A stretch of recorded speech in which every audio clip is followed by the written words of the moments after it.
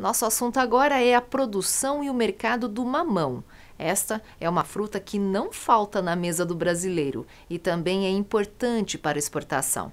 Para falar sobre este assunto, eu converso com o presidente da Associação Brasileira dos Produtores e Exportadores de Papaya, Abrapex, Rodrigo Martins. Bom dia, Rodrigo. Como anda o mercado do mamão nesses primeiros meses do ano? Então, Soraya, o mercado de mamão ele está muito sensível, né? E se tratando de uma fruta como o mamão, ela não é uma fruta que podemos dizer prioritária na cesta básica do consumidor, principalmente nas classes C, D e E, né? Então, assim, a gente viu que o mamão ele diminuiu muito os volumes de venda. Isso, a principal consequência, a causa disso, o fator causador foi a crise econômica, né? Que ainda afeta o nosso país. Então, a gente vê que a gente está muito sensível ainda a essas questões. A gente sente, assim, uma venda melhor no princípio do mês, acho que é relativo ao período onde recebimento, né, toda a classe trabalhadora, e depois do meio do mês até o final do mês, a gente sente que as vendas caem muito. Então, isso aí, com certeza, é a maior consequência, é justamente a questão da crise econômica que o país vem enfrentando. Nós vivemos, né, em consequência do mercado. Se o mercado vai bem, o produtor vai bem, né? Muitas vezes, a própria fruta, o mamão, você tem uma alta produtividade em determinados períodos que você não consegue escoar a fruta toda. Você chega a baixar os preços a níveis abaixo do custo na lavoura, e isso desfavorece muito, né? Prejudica muito, e às vezes até o produtor fica com aquela safra comprometida e se endivida, né? Não é nem por falta de planejamento, mas consequências do próprio mercado fraco mesmo, ruim. Os preços estão satisfatórios para o produtor? Olha, no momento, nós podemos dizer que os preços estão bons, porque esse período agora, o que aconteceu este ano, após aquela grave crise do ano passado, né, nós podemos dizer que esse ano começou um pouco melhor, apesar de que a produção também foi menor, então equilibrou um pouco, né, produção e mercado, baixo consumo, mas uma produção menor. O que a gente vê é um mercado muito sensível, como eu falei anteriormente. O que aconteceu esse ano? Nós começamos bem em janeiro, fevereiro. Aí, o que aconteceu? Em março, a produção caiu muito. É natural. Mamão é como qualquer outra planta. Produz muito em determinados períodos, outros períodos produz menos. Então, o mês de março foi um período que produziu bem menos a fruta em todo o território. E aí, o que aconteceu? O volume caiu, o preço subiu, né? Só que o que nós sentimos? Nós sentimos a alta do preço no mês de março.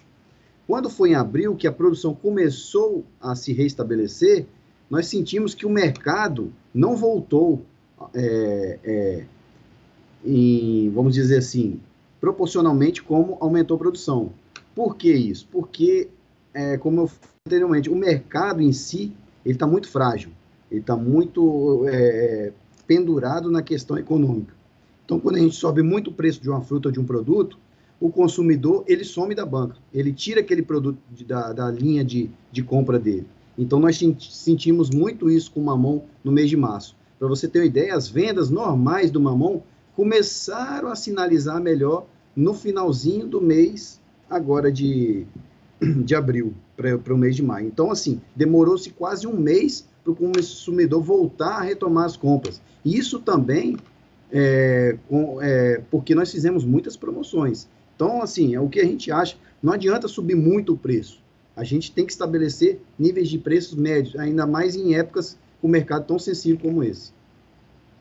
Rodrigo, qual o estágio da cultura nas principais regiões produtoras? Nós podemos dividir a cultura do mamão em regiões, vamos dizer assim, bem características, né? Norte do Espírito Santo, sul da Bahia, prevalece a produção do mamão Havaí, é o mamão papai, aquele pequeno. Aí existe no momento uma oferta regular, não muita oferta, mas também não muito pouca. Os preços permanecem estáveis. Agora é frio, aqui, as temperaturas são mais amenas, então, como o mamão é uma fruta de clima tropical, ele, quando você baixa um pouco a temperatura, ele tende a ficar mais tempo na planta, então ele não chega no estágio de maturação de colheita. Então, assim, nós não estamos com muita produção, mas também não estamos com nada exagerado. O que a gente vê é que após o inverno nós vamos ter uma produção muito maior, a tendência de que os preços abaixem a partir dos meses de agosto, setembro ou outubro. No caso do mamão formosa, nós temos aí, podemos dizer, 3 polos de produção. Um no norte de Minas, outro no oeste da Bahia, né, que é praticamente ali bem próximo, e um outro polo de produção lá no Nordeste, no Rio Grande do Norte, no estado do Ceará. Rio Grande do Norte e Ceará são estados que vinham de uma seca já de mais de 6 anos, então as chuvas voltaram ao normal agora, no início desse ano. Uma boa notícia, porém já vem acarretando assim, alguns problemas nas lavouras, né? O mamão é uma fruta muito sensível a excesso de chuva, então a região não está muito preparada para esses volumes de chuva que vem acontecendo desde o mês de dezembro. Então, assim, a gente vai ter uma diminuição na produção em consequência do clima. No caso da Bahia e do norte de Minas, as produções estão regulares. Assim, a gente tem uma previsão de baixa na produção agora e que essa produção volte mesmo só depois do mês de outubro, novembro e diante. E quais as previsões das exportações para este ano e os desafios com a logística? A exportação em si tem se favorecido perante ao câmbio, né? A gente vê aí a moeda americana se valorizando cada semana. Isso, por um lado, é muito bom para aquelas empresas que têm um perfil exportador somente.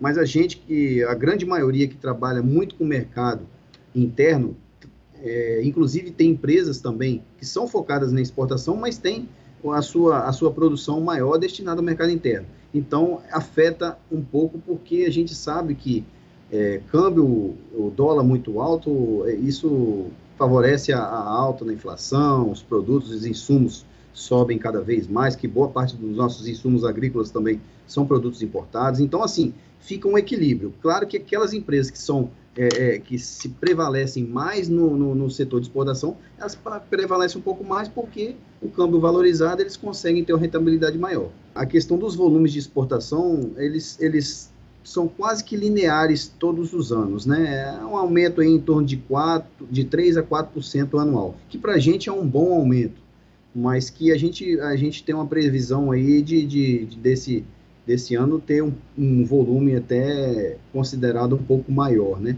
Principalmente pela variedade formosa.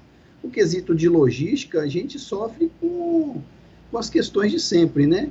Não temos rodovias adequadas, né? Os aeroportos tiveram uma boa melhora, mas a gente ainda tem espaços restritos nas aeronaves devido à grande demanda que a gente tem. Nosso país é um país exportador, né? Então, às vezes, a gente tem mais produto para exportar do que próprio avião, né? E o consumidor tem alguma preferência pela variedade da fruta? O mamão brasileiro em si, né? Ele é muito apreciado, não só no Brasil, mas no mundo todo. Todos os anos é investido em tecnologia, em novas variedades e tudo.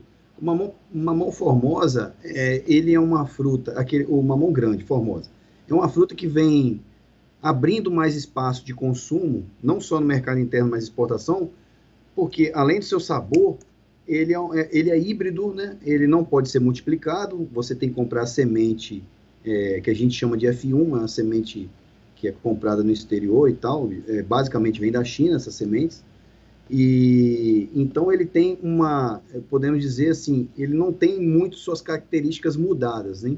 Já o mamão papaya não, a gente consegue mudar na variabilidade genética dele no passar dos anos.